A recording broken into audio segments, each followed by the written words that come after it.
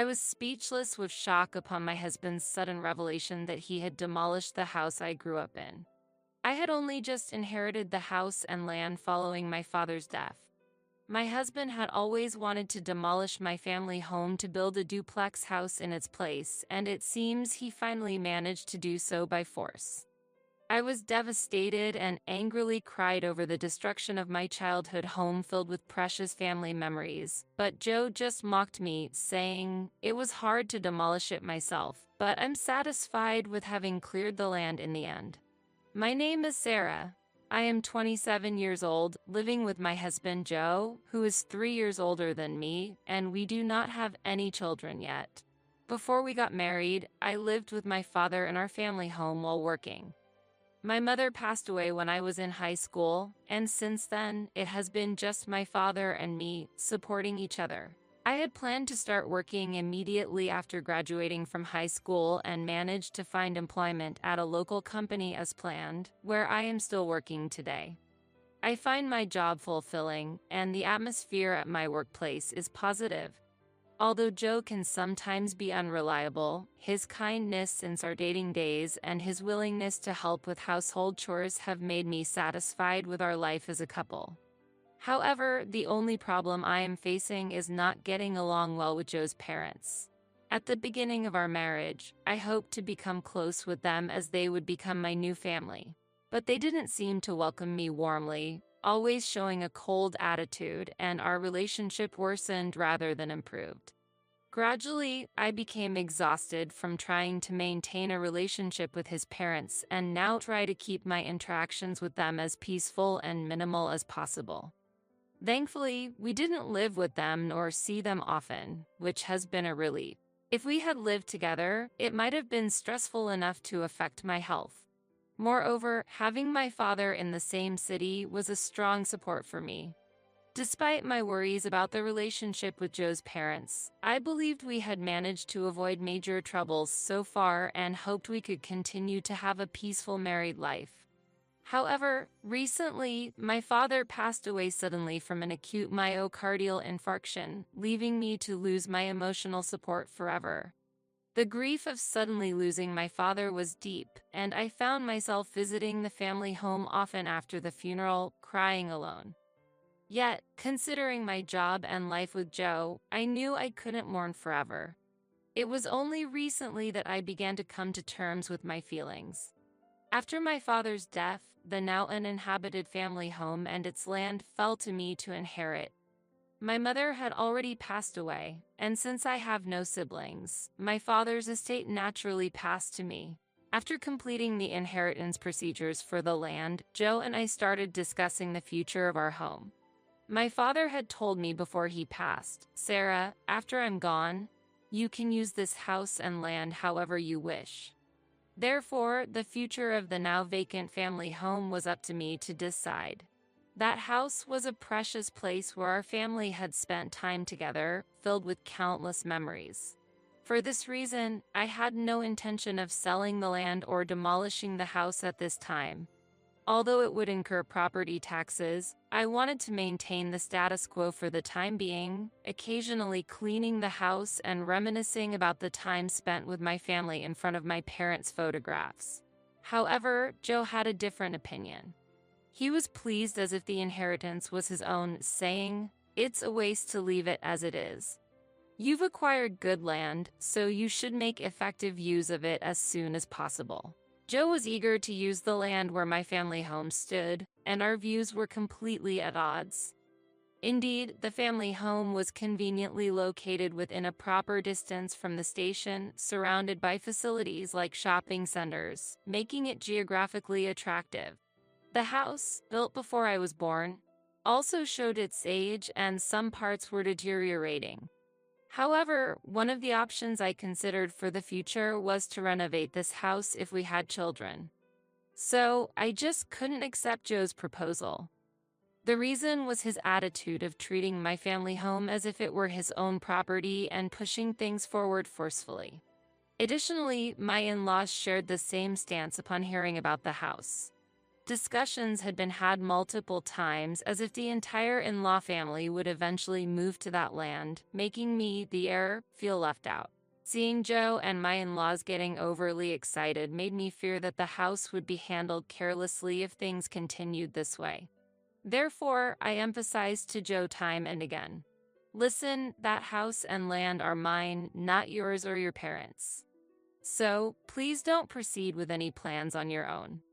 However, Joe just casually responded to my concerns with, "It's okay, Sarah, you worry too much." He never truly listened to what I had to say. I thought he was a kind person despite his unreliability, but his attitude changed the moment I inherited my father's estate, hardly taking my words into consideration during our discussions. As a result, I began to harbor doubts about Joe, and my distrust grew stronger day by day. On a certain holiday, Joe said he was going to his parents' house and left early in the morning. I was caught up with household chores that had been neglected during the weekdays. However, less than an hour after he left, Joe returned with his parents in tow, and I had to abruptly stop my chores to welcome them. While they might be ideal parents for Joe, interacting with my in-laws was still challenging for me, given the issues with my family home. Father or mother, what brings you here today?" I asked, filled with anxiety since there had never been a visit from them without prior explanation from Joe. "We thought it's about time to make a decision about the future of your family home. That's why I called Mom and Dad over," Joe replied with a smile, confirming my worst fears and making my heart heavy. "What do you mean by make a decision?"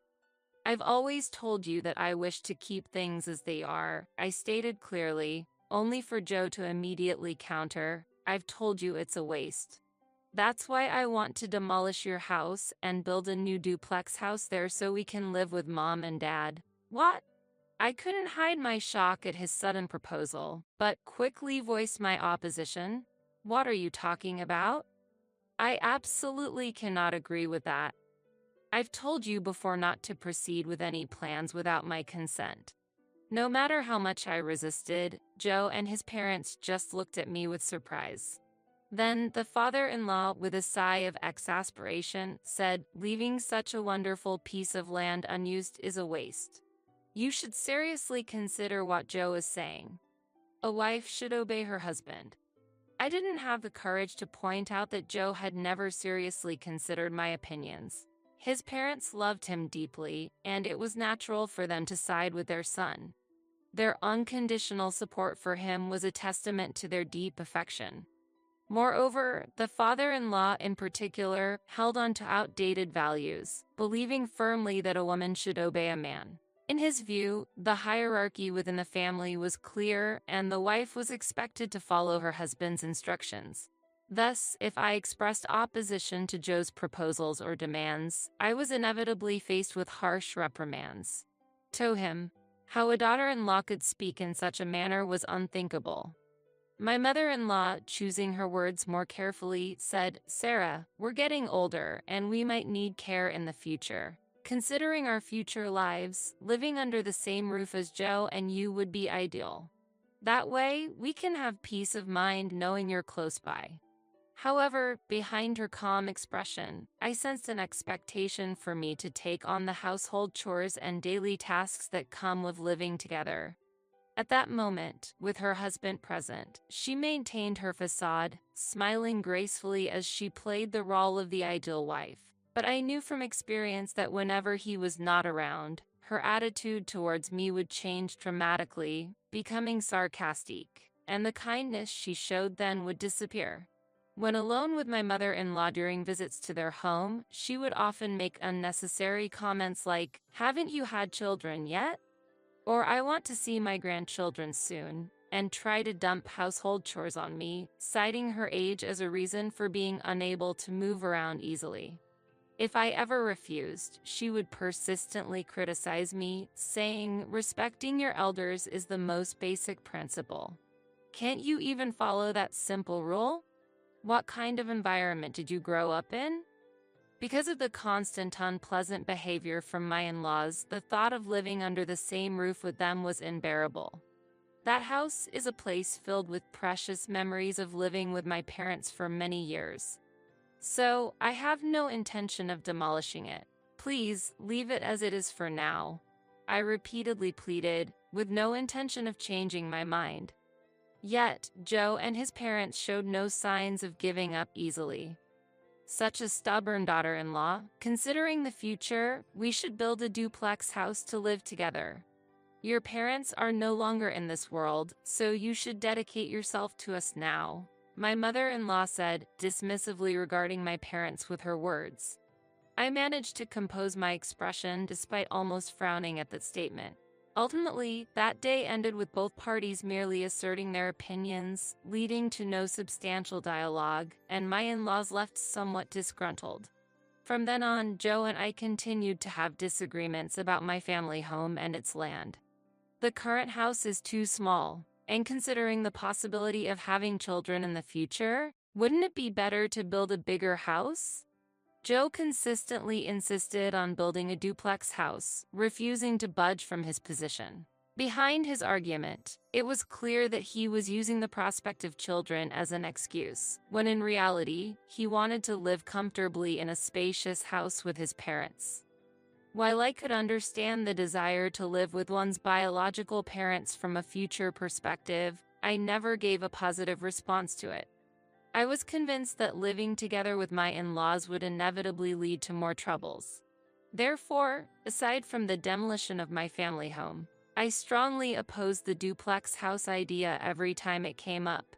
As a result, Joe would always become irritable. Over time, our marital relationship gradually deteriorated, passing without any meaningful discussions. Even amidst such circumstances, I made time to visit my childhood home, cleaning and spending time in memory of my parents.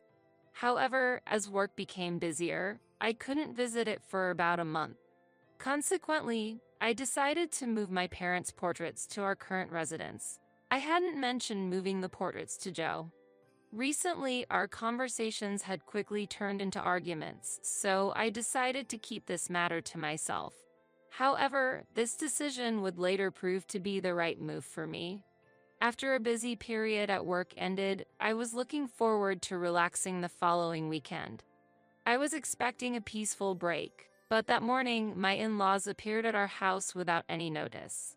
It had been a while since we last saw each other, the previous occasion being when we argued about my family home. This visit was also unexpected, with no prior notice from Joe or his parents. Strangely, my parents-in-law were in a very good mood, looking at me happily alongside Joe.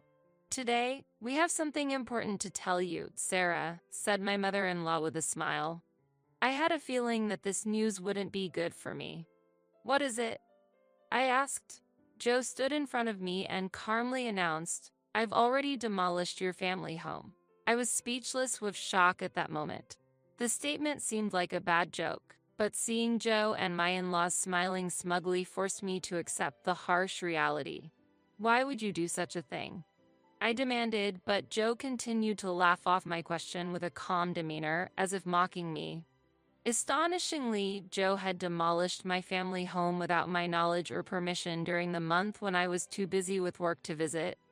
It seemed he had taken advantage of my absence. It was tough to do it myself, but in the end, I'm satisfied with having cleared the land, Joe said, pretending to be tired. He had spared the expense of hiring a professional demolition company, borrowing heavy machinery from his father, who runs a small factory and owns several pieces of heavy equipment. His father, willing to fulfill his son's wish, had provided the machinery without hesitation and helped clear the land. How could you do something like this without permission? I've said no many times. I cried out, tears mixing with my anger. My childhood home was filled with irreplaceable memories, including my parents' mementos and family photos from my childhood. The only thing unharmed was my parents' portraits that I had brought home. The reality that everything else was removed along with the rubble was like a nightmare. How could you do something so terrible? I will never forgive you. I had reached my breaking point. I declared this with a firm gaze towards Joe and his parents, but they remained unfazed, as if convinced of their superiority. You couldn't make a decision, so I took the step forward. We can't wait forever for you to decide. Joe arrogantly justified his actions as if they were entirely rightful. Then he added with a loud laugh, "That's why I took over your family's land." Hearing Joe speak so proudly as if he were the rightful owner of the land, my anger turned to disappointment. I could feel my love for Joe rapidly fading. It seemed neither Joe nor his parents understood the gravity of their actions, and I let out a heavy sigh. "What are you talking about? When did I ever transfer that land to you? Since no formal procedures have been completed, that land is still mine." Joe appeared not to fully grasp the significance of my words, wearing a puzzled look, and his parents had similarly confused expressions. I had no memory of transferring those rights to Joe, as no formal registration of the property transfer had been completed. Thus, demolishing someone else's property without permission constitutes a legal violation. You might not know since you didn't go through a professional agency, but what you did can be legally penalized, I declared. At these words, Joe's complexion changed. If he had commissioned the demolition work to a legitimate company, this situation would never have arisen. I intended to show no leniency towards my husband Joe on this matter and continued. "Even if we are married, demolishing someone else's property without permission, especially using your father's company's machinery, is against the law. I intend to take legal action on this matter," I emphasized. I had researched property law previously in case of any issues with the land I inherited from my father, never imagining Joe would go this far. Mentioning the use of the machinery, the usually calm father-in-law raised his voice in response. "Wait a minute. In a marriage, a wife's property belongs to the husband, doesn't it?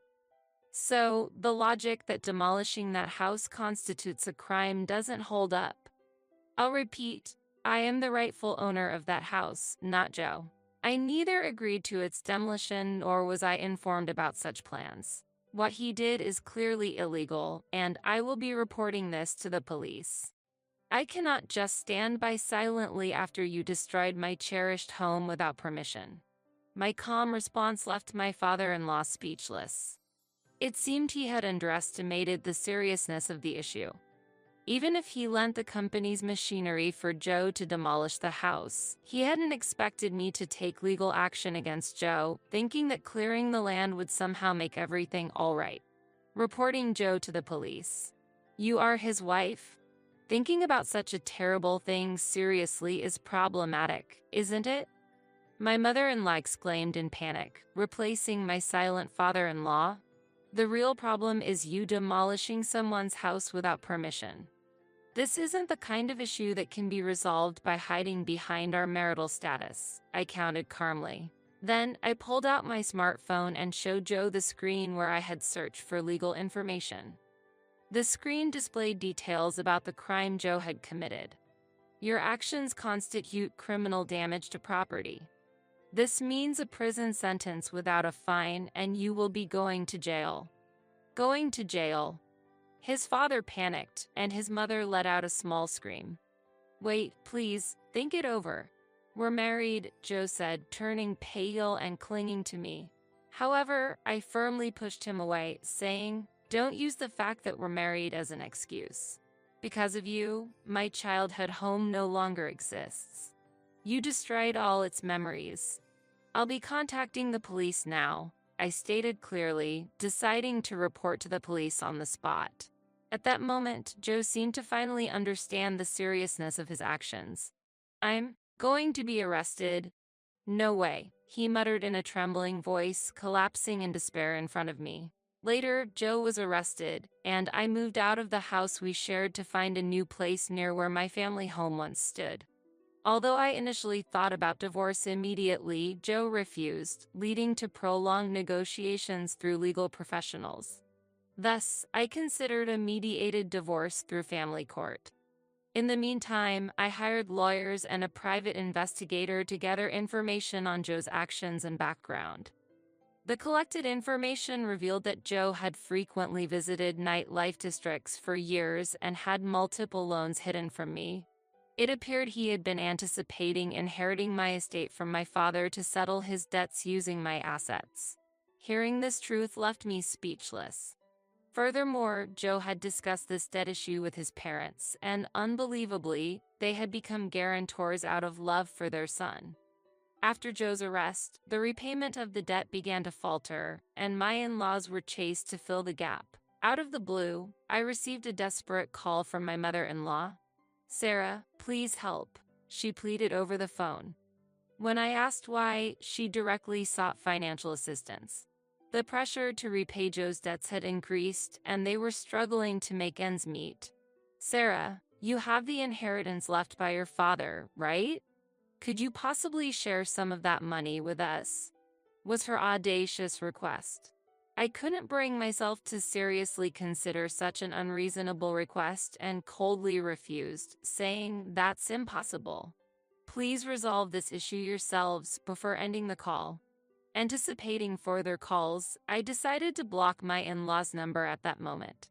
I haven't shared my current apartment address with them and don't expect them to visit directly. I no longer wish to have any association with Joe or my in-laws.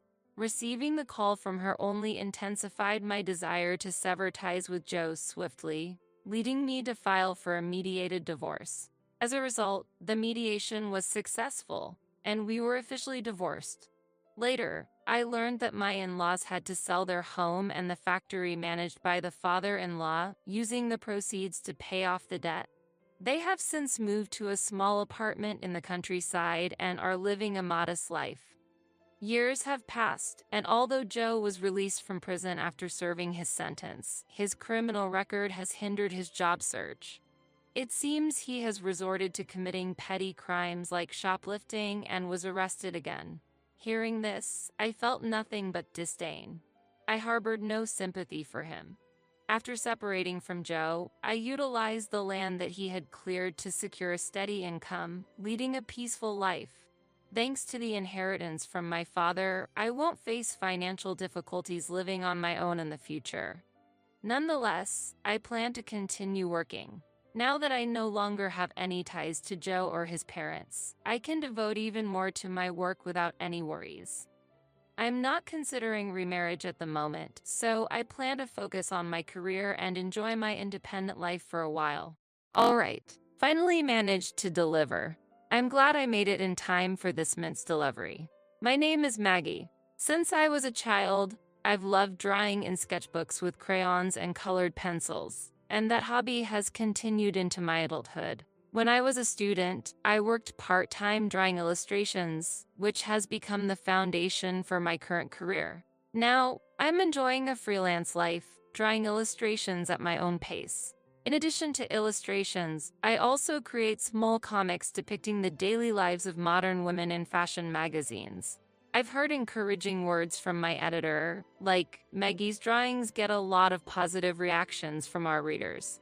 And through this job, I met my current husband. He held an important position at a major publishing company I was associated with, and initially, our relationship was strictly professional. However, as we worked together, we grew closer. We bonded over shared past experiences, like losing our fathers at an early age. Before we knew it, we were going out for meals and movies together. After one such meal, he confessed his feelings, and we started dating. I had never dated anyone before, so I lacked confidence at first. "Really? You like someone like me? I don't stand out, and I'm just a bit better at drawing than the average person." "That's not true. You're really talented, Maggie, and I love the way you utilize that talent to the fullest." His kind words made my heart flutter. After dating for several years, we decided to get married. After getting married, we enjoyed our newlywed life for a while. Both my husband and I were then approaching 30. I wondered if it was better to have children sooner rather than later. Then, one day, my husband proposed that we live with his mother. I was initially surprised, but I had always yearned for happy family moments since I grew up in a single-parent household after losing my father early on. So I looked forward to living with my mother-in-law. Maggie, I have something to discuss. Actually, my mother wants to live with us. What do you think? Really? Hasn't your mother always lived alone at her place? Yes. She must have her own reasons for wanting this. I was surprised she brought it up to us, newlyweds, but I want to understand her feelings. I hadn't interacted much with my mother-in-law. The only occasions I could do so were during our wedding and other formal occasions. From the start, she seemed very warm and approachable. Her smile and kindness reassured me. My mother has been feeling lonely living by herself. I used to visit frequently, but I've been too busy recently. That must be hard for her. But if she wants to live together, it may be fun living together under one roof. Really? Of course. I don't mind, and I'm looking forward to it. Thank you, Maggie. That really helps. So, we decided to live with my mother-in-law. My husband was pleased with my decision, and our new life as a family of 3 began. Maggie, what's your favorite food? I want to make something special for you. Thank you, mother-in-law. Let me help you with it. It's fine, Maggie. You relax here. Our cohabitation was going smoothly. My mother-in-law took care of most household chores. I was really grateful for her support, especially because I was exhausted from work. One day, my husband dropped a bombshell. Maggie, this might come as a shock, but I've been transferred to another region. What? Really? I was filled with confusion and anxiety at the sudden news of his transfer. Considering our recent cohabitation, I wondered how this would affect my relationship with my mother-in-law. I thought about ending our living arrangement but couldn't ask my mother-in-law due to the unavoidable nature of the transfer. I also pondered moving with him, but staying in the city was more convenient for my job. Thanks, Maggie. If you ever have concerns about living with my mother, let me know. I remember feeling a bit relieved by his words. Thank you, I understand. In the end, I decided to continue living with my mother-in-law, but this decision might have been a bit hasty. At first, our cohabitation was harmonious. We respected each other's preferences and shared household chores. However, after living together for a short while, my mother-in-law began to change her attitude towards me.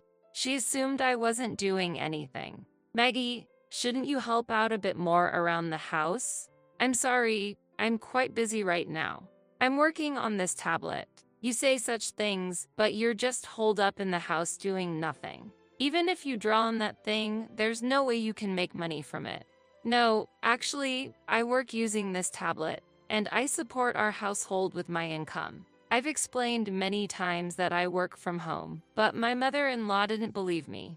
She misunderstood me as a freeloader and asked me to help around the house. I intend to help with household chores as much as I can. But I'm busy with work and can't always help. So I contribute by putting at least $3,000 from my income into the household every month. That's the money my son is giving you, isn't it? There's no way you can pay that amount yourself. No, that's not the case. I tried to explain again, but my mother-in-law wouldn't accept what I said. Despite explaining multiple times that I was contributing a significant amount from my income even though I couldn't help more with the chores, she continued to ignore my words. It was futile, no matter how politely I tried to explain. As time went on, her attitude towards me hardened and she began to berate me. She has never worked since getting married. She occasionally goes out shopping or for lunch with friends but primarily stays home. Despite this, she was relentless in demanding that I help more around the house, even when I was working hard to support the family. As a result, it sometimes affected my work and caused inconveniences to my colleagues. Under these circumstances, it became difficult for me to maintain credibility and continue working. I needed to find a solution. Then, one day, while I was working in my room, my mother-in-law called out, "Maggie, come to the living room for a moment." I headed to the living room, tablet in hand, to find not only my mother-in-law but also my brother-in-law and his wife, still holding that tablet. "What are you doing?" "Drawing." "Maggie, you still love drawing even as an adult, huh?" My brother-in-law, whose demeanor and attitude were the polar opposite of mine, remarked sarcastically. He was always self-centered, and we've had many clashes even before my marriage, probably because of this.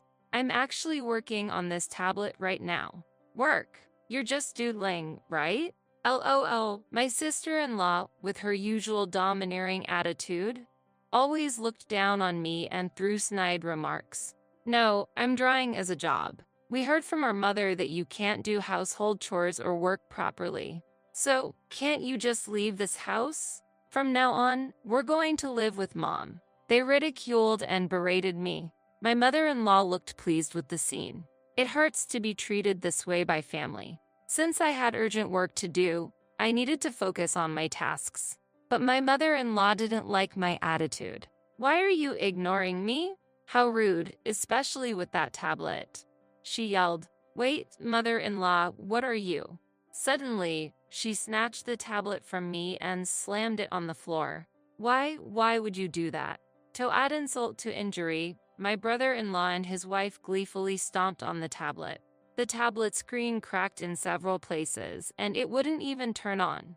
Holding the broken tablet, I was shocked to realize I couldn't continue my work. I tried several times, suppressing my anger to restart my work, but the tablet wouldn't revive. This incident made me realize that continuing to live with my mother-in-law was no longer feasible. So, I shared the incident over the phone with my husband. He was silent for a while, presumably in shock, but then repeatedly apologized. I didn't intend to blame my husband, but I was moved to tears by his kindness. When I told him that I wanted to live with him and not at his parents' house, he was happy.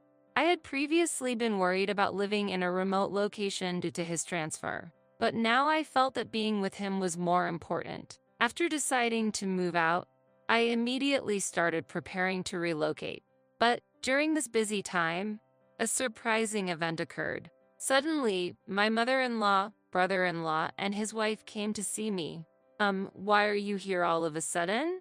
I'm quite busy right now, I exclaimed in surprise. Maggie, we heard you've been contributing $3,000 monthly. We're truly sorry about the other day. We didn't know until our son told us. We had no idea you were contributing so much. I could sense my mother-in-law's intentions. I've told you this before. Anyway, I've decided to move out and live with my husband. Perhaps they realized that without me, they would lose the monthly financial support. Maggie, don't say things like that. Let's all build a warm family together. Mother-in-law says if you leave, we have to pay $3,000. That's unbelievable. The reason Maggie got angry and left is because you broke that tablet, right? What are you talking about? It was Mom who broke the tablet first. Besides, all this happened because of Mom's misunderstanding. That's right. It's not mother-in-law's fault. Maggie doesn't do housework or work. She just stays in her room all the time. In fact, it wasn't Maggie who was contributing money to the household. An argument started between my mother-in-law, brother-in-law, and his wife. For me, this argument was very bothersome. Without paying any attention to my mother-in-law, as I continued with my moving preparations, adding insult to injury, she said, Maggie, I have a favor to ask. Without $3,000, we can't make ends meet. Even if you move to my son's place, won't you continue to send us living expenses? She looked apologetic. Why would I give money to dissolve our cohabitation? I chuckled a bit. Don't say things like that. What should I do from now on? My mother looked troubled. That's absolutely impossible. I shook my head. I don't have any money. Huh? I was putting $3,000 into the household every month, right? I thought that was more than enough for living expenses. After a moment of silence, my mother-in-law confessed, I spent the money at a nightclub. I was lost for words. You went to a nightclub? Mom, are you out of your mind? My brother-in-law also angrily retorted. Please, can you support my nightclub expenses? After losing my husband, I've been trying so hard to live by myself. You can sympathize with me, right? My mother-in-law looked like she was about to cry. Absolutely not. I sighed deeply. My sister-in-law nodded in agreement. My mother-in-law's shoulders dropped. She was probably shocked at the idea of stopping her visits to the nightclub. However, I had no intention of helping her. Maggie, I'm sorry for the trouble my mother caused. Let's get along from now on. My brother-in-law apologized. That's impossible. I don't want to live with her and her family. But I firmly refused. After that, I started a peaceful life at the new location where my husband was transferred to. Now, we are enjoying our days in a serene town, and I can work peacefully. During this time, a thought suddenly crossed my mind: the bomb that I had left at my in-laws' place. Just as I was wondering about it, I received a call from my mother-in-law. Oh, mother-in-law, what's the matter? Maggie, what's the deal with the comic you drew? What about the comic I drew? You know, the comic you drew is all about our family, right? Maybe it was. Apparently, the comic drew caused a big uproar at my in-laws' house. It realistically depicted the treatment and words I received from my mother-in-law and the couple, and it seemed to resonate with people of my generation. Although I changed the names of the characters, some relatives knew I was a comic artist, and someone apparently realized it was about my in-laws. My brother-in-law, his wife, and mother-in-law seem to be under fire right now. Because of you, Maggie, everyone knows our secrets. What should we do? But aren't secrets like this bound to come out eventually? Now, how can we face everyone? They even found out I was going to a nightclub. It might be difficult, but please resolve it yourself. How cruel. Feeling a bit refreshed at my mother-in-law's outcry over the phone, I learned that the family faced many difficulties afterward. Due to the contents of my comic, angry relatives gathered at my in-laws, and it was revealed that my mother-in-law had spent a lot of money at the nightclub and was in debt. The debt was so massive that she couldn't repay it by herself. My in-laws had to sell their house to repay the debt, and my mother-in-law started living with my brother-in-law and his wife. It seemed she started a part-time job to repay the debt, but it was a tough situation. My brother-in-law and his wife, already struggling financially, faced even more challenges living with my mother-in-law. Eventually, my sister-in-law couldn't take it anymore and left the house after an affair, leaving my brother-in-law deeply depressed. Although I feel sympathy, I can't help but think they brought it upon themselves. As for us, we are enjoying our new life in the countryside. Shortly after moving here, we were blessed with our long-awaited baby.